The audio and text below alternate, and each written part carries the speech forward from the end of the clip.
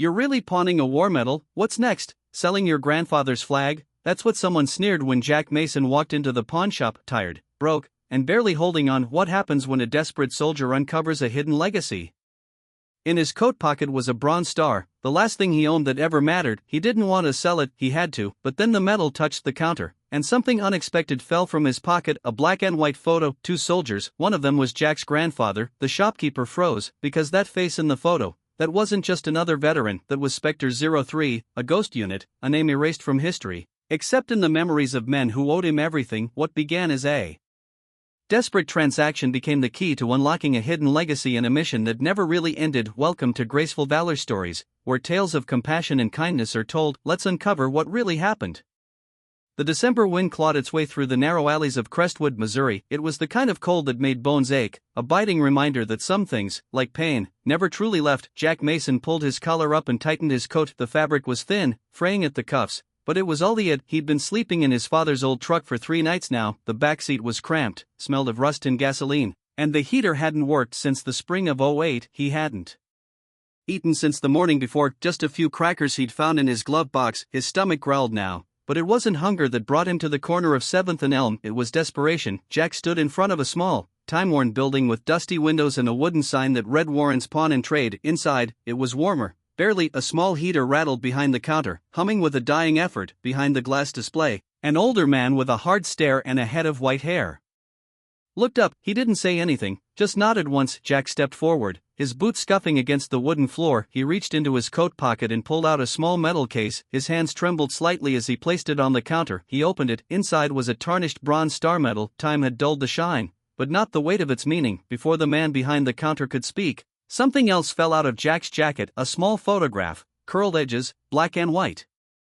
Faded, but clear. 2 soldiers, arms slung over each other's shoulders, dirt on their uniforms, fire in their eyes, brothers in arms. The older man stared. He didn't move, he didn't blink. Jack reached for the photo, but the man's voice stopped him. Where'd you get this? Jack froze. The man stepped closer, carefully, picking up the photo with fingers that now trembled more than Jack's. He turned it slightly toward the light, his breath catching. That's Tommy Mason, he whispered, his voice cracked. Your grandfather? Jack nodded. Yes, sir, he raised me after my dad passed. That medal was his. The older man didn't respond at first. He looked at the medal now resting beside the photo. I thought he didn't make it, he said quietly. Last time I saw him was in the jungle. We were under fire. I never knew what happened after that. Jack looked down. He did make it, but he never talked much about it. Said some things are better left over there. There was silence for a long while. The heater rattled again. I was with him that day. The old man finally said, Kisan, 1968, he saved my life. Jack's throat tightened. He'd heard stories, fragments. Really, his grandfather didn't like to dwell on the past, but sometimes, late at night, Jack would catch him staring out the window, whispering names. I wouldn't be standing here if it weren't for him. The old man said. His voice broke. And now his grandson's here trying to sell this. Jack said nothing. He couldn't. His jaw clenched hard as he looked away. I'm not proud of it, Jack finally whispered, but I've got nothing left. No job, no home. I've tried, God knows I've tried, but I can't sleep, can't work. That medal's the only thing I've got that matters, and I need to eat. The old man, Warren, took a step back, leaning heavily on the counter. He looked older now, tired, but something glinted behind his eyes, something fierce. Come with me, he said. What secrets will this pawnshop encounter reveal? Stay tuned to Graceful Valor Stories to find out. Jack hesitated, then followed him through a back door into a storage room cluttered with dusty boxes and forgotten furniture. Warren rummaged through a drawer and pulled out a worn ledger. He flipped to a page, eyes scanning it, then looked up. You know what your grandfather told me before that ambush, he said, if I don't make it and you do, find something worth staying alive for. He closed the book. I think he sent you here. Jack didn't know what to say. Warren pressed the medal back into Jack's palm. You're not pawning this, he said firmly. Not today. Then he handed Jack a key. There's a room upstairs, bed's clean. It ain't much, but it's warm. You work here as long as you need to. No questions. Jack stared at him. White. Warren looked him in the eye. Because once, your grandfather didn't leave me behind, and I'm sure as hell not leaving his grandson out in the cold. Jack's fingers closed around the key. For the first time in months, he felt something in his chest. Not pain, not fear, hope. The stairs creaked under Jack's boots as he made his way to the 2nd floor. He hadn't expected warmth, but somehow the room felt more like shelter than anything he'd known in years. There was a small bed with a clean gray blanket, a nightstand, and a window facing the street, cracked, but still intact. He sat down,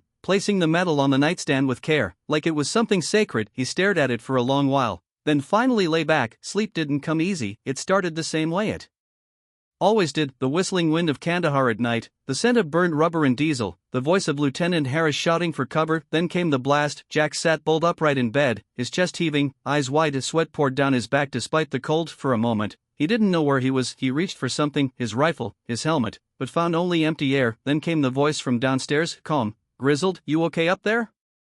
It was Warren. Jack swallowed. Yeah, sorry, don't be. Been there. Silence, then faintly, a record player began playing something soft downstairs, some old Johnny Cash tune. Jack leaned back, the music grounding him, calming the storm. For the first time in a long time, the nightmare passed without dragging him under. Morning came gray and slow. Jack washed up using the basin in the hallway, put on the cleanest clothes he had, and headed downstairs. Warren was already there, wiping dust off a glass case. He nodded toward a half-eaten pie street and a cup of black coffee. Eat, then I'll show you around. Jack muttered a quiet thanks and obeyed. The coffee was strong, bitter, perfect. The day passed with surprising ease. Jack swept the floor, moved some heavy boxes from the storage room, even fixed the hinge on a cabinet that had been squeaking for years. Warren didn't say much, but he watched closely, as if measuring something. Just before closing, an older woman came in to pick up a silver locket she'd left weeks ago. Jack retrieved it carefully, cleaned it, and handed it to her with both hands. She smiled, placed a wrinkled $10 bill on the counter, and whispered, "Your grandfather would be proud." Jack froze. How did you know my? But she was already walking away. He turned to Warren, who raised an eyebrow. This town's small, the old man said. People remember things. Later that night, after they'd locked up,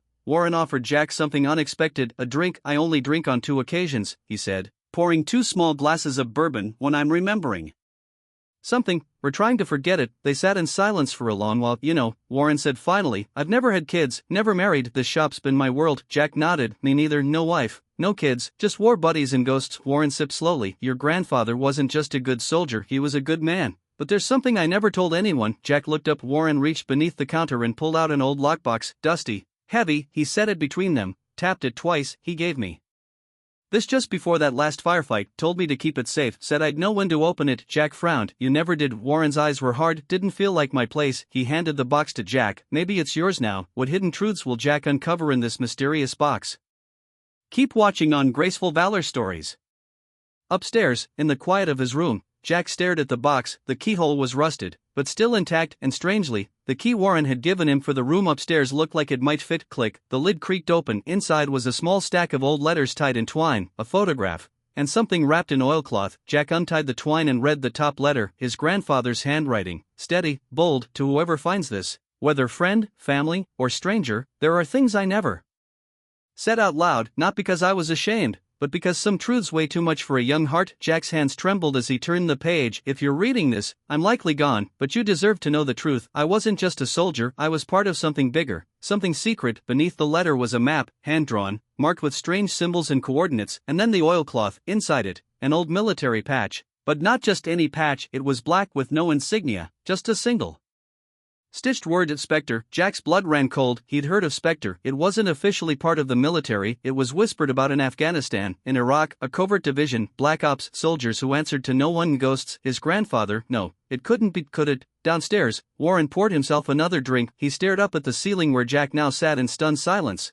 and he whispered to the air, guess it's time. He knew Jack didn't sleep that night. Not a wink. The box sat open on the floor, its contents spread across the blanket. Every time he reached for something, the letters, the map, the patch, his hand trembled. Spectre. It wasn't just some ghost story among soldiers, it was real, and his grandfather had been one of them. Jack read through each letter slowly. Most were written in the years following the war, some as late as the mid-80s. They spoke of regret, of sacrifice, of missions that never made the news. One talked about a rescue in Laos that wasn't supposed to happen. Another described a hidden cache, a supply drop that had never been recovered, marked on the enclosed map. The more Jack read, the less he recognized the man he thought he knew. At sunrise, Jack descended the stairs with the map in hand. Warren was already at the counter, sipping coffee like he hadn't moved all night. Jack held out the map. You ever seen this before? Warren took it, furrowing his brow. That's Camp Caldwell. Used to be a covert base during the Cold War. They tore it down in the 90s. What's this mark here? Jack pointed. A cache, supplies, maybe weapons, hidden before evacuation. Warren looked up. You thinking of going there? Jack hesitated. I don't know,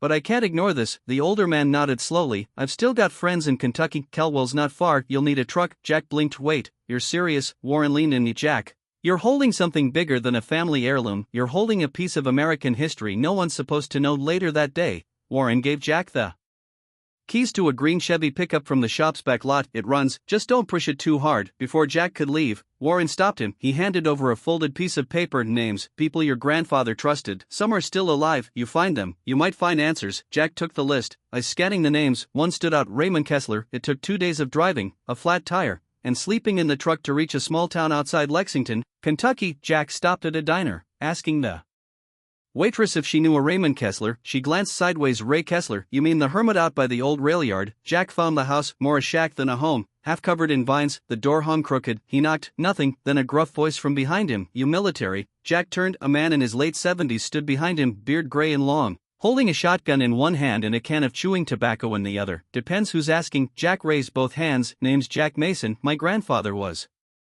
Tommy Mason. The shotgun lowered an inch. Tommy, you his boy. Grandson. Raymond stared for a moment, then motioned toward the shack. Inside was chaos of books, ammo boxes, old uniforms, but it was the walls that stopped Jack. Cold clippings, maps, photos, dozens of them, Spectre insignias. This isn't just some conspiracy, Jack said softly. Raymond sat heavily in a chair, lighting a cigarette. No, it was real. We were the shadows behind the stars. Jack laid out the patch, letters, and map. Raymond stared. That map's real. Last drop before we pulled out. I was supposed to recover it, but things went sideways. Jack leaned forward. I want to go there. Raymond looked up. That place is sealed tight, off limits, maybe even booby-trapped. Jack didn't blink. Then I guess I'll need help. Raymond gave a slow, crooked smile. Back in Crestwood, Warren closed the shop early. He looked at the now empty bed upstairs and ran a hand through his white hair. Then he opened a drawer, pulling out a dusty photo. Him, Tommy Mason, and 3 others, laughing in a jungle clearing. Underneath it, tucked deep in the back of the drawer, was a silver tag engraved with the word Spectre 04. The road to Camp Caldwell was overgrown and half forgotten, a path more suited for ghosts than men. Jack drove slowly, the old Chevy bouncing on loose gravel and cracked pavement. Raymond sat beside him, silent, a map spread across his lap and a revolver resting on the dash. This place isn't just off-grid, Raymond muttered. It was erased. They stopped where the trees thickened. The entrance to the old base had been swallowed by forest. A rusted sign barely clung to the frame. Caldwell Research Facility, property of U.S. Department of Defense. Jack pulled the truck off the road. You sure about this? He asked. Raymond didn't answer. He simply opened the glove box, pulled out a flashlight, and got out. The trees whispered above them, and the air felt heavier with each step. They moved through brush and bramble, following the map carefully. Raymond knew the rhythm of the land, every incline, every shadow. It was muscle memory. Finally, they reached it, a concrete hatch hidden beneath rotting leaves and pine needles. Jack dropped to his knees, brushed it clean. The hatch was locked, heavy, military grade. Raymond reached into his coat and pulled out a worn key, rusted at the edges. I was supposed to come back 40 years late, but here we are. The lock clicked, the door groaned open. Inside, the air was stale, metallic. The bunker stretched deep into the earth, lined with shelves, crates, and dust. Jack's flashlight caught words stenciled on old boxes. Medical supplies, 1971. Confidential, property data, Spectre unit. He swallowed. Raymond knelt beside a crate, pried it open with a crowbar. Inside, numbers, sealed, guns, oiled and wrapped, a satchel marked S4. Still here, he whispered. After all this time, Jack wandered deeper. At the end of the hall, he found a steel cabinet. On the door, a plaque, to those who walked in shadow so others could stand in light. He opened it. Inside, letters, photos, a small recorder on it, a tape labeled T. Mason, final debrief. Jack hesitated, then he pressed play. This is Sergeant Thomas Mason, Spectre 03, mission code Emberfall. If you're hearing this, I'm either dead, or have finally accepted that silence won't save anyone. We did things, necessary things, but we lost ourselves in the process. This cache isn't just supplies, it's evidence of what we were ordered to do, of what was covered up. I kept this to remind me that ghosts are real, and sometimes they wear our faces. Jack's hand shook. Raymond stepped in behind him, eyes wide. Before they could speak, a sharp click echoed in the hall. They spun. A red dot hovered on Jack's chest. Step away from the cabinet, a voice ordered. From the shadows emerged 2 men in black tactical gear, unmarked, silent. One held a suppressed rifle, the other a phone. Raymond cursed. They followed us. Jack raised his hands. Who are you? he asked. The man with the phone spoke, calm, cold. You're trespassing on federal property. Hand over the recorder and step away. Jack didn't move. You don't know what this is, he said. We know exactly what it is. Raymond's hand twitched near his coat. Jack shook his head. Not yet. The man approached slowly. You have no idea the fire you're playing with. Jack looked down at the recorder, then at the plaque on the door, then something snapped. He threw the tape across the floor, but it shattered against the wall. The soldiers flinched, and Raymond moved in a flash. He drew his revolver and fired one shot, center mass. The man with the rifle fell back, the other lunged forward, but Jack slammed the cabinet shut and tackled him. They hit the ground hard, rolling over dust and rusted bolts. Raymond grabbed the remaining gear. Go. Jack kicked the man off, grabbed the recorder's casing, what was left of it, and ran. They didn't stop running until they reached the truck. Jack slammed the door shut, keys rattling in his hands. Behind them, shouts echoed from the trees. Tires, Raymond barked, they'll shoot them. Jack hit the gas and bullets cracked past the window. The truck roared to life, fishtailed, and surged back down the trail. They drove for hours, not speaking. Only when the highway lights came into view did Raymond finally mutter, "Spectre's still alive." Jack gripped the wheel. No, they're just ghosts now, but ghosts, they don't forget. 2 weeks later, the bell above the pawn shop door chimed softly as Jack stepped inside, duffel bag slung over his shoulder. The cold outside clung to him like an old regret. His boots were muddy, his coat torn, but his eyes, they were clearer than they'd been in years. Warren looked up from behind the counter. He didn't smile, he didn't need to. "You made it back," he said. Jack nodded. "Raymond's resting up at the VA hospital, took 2 rounds to the leg." Still griping, Warren poured a cup of coffee and slid it across the counter. Jack took it with both hands. "Find what you were looking for?" Warren asked. Jack stared into the dark liquid eye. "Think I found what he wanted me to find." He reached into his bag and pulled out a small metal canister. The remnants of the broken recorder. Inside, protected in a hidden compartment, were duplicates of the documents, photos, coordinates, testimonies, all encoded, just like his grandfather had written. Jack placed it gently on the counter. "This belongs somewhere, it won't be buried." Warren nodded. "I know someone in DC, quiet type, used to run archives for defense, he'll know what to do." Jack exhaled. The weight was no longer just on his back, it was shared now. That weekend, Jack helped Warren clean out the attic. Boxes upon boxes of old military gear, medals, photographs, forgotten remnants of men who had come and gone. Among them, Jack found something unexpected, a sealed envelope, addressed in careful handwriting, to Jack. When the time was right, he looked to Warren, who only nodded once. Inside the envelope was a photograph. His grandfather, younger than Jack had ever seen him, standing beside 5 other men, Spectre agents. One of them, unmistakably, was Warren. On the back, a single message: "You can bury a medal, but you can't bury a promise." Beneath that, a handwritten signature: "Thomas Mason." Jack folded the photo and placed it in his wallet, beside the one that had first fallen in the pawn shop. Days turned to weeks. Jack stayed in Crestwood. He worked the shop during the day, fixed up the attic room at night, and every Sunday,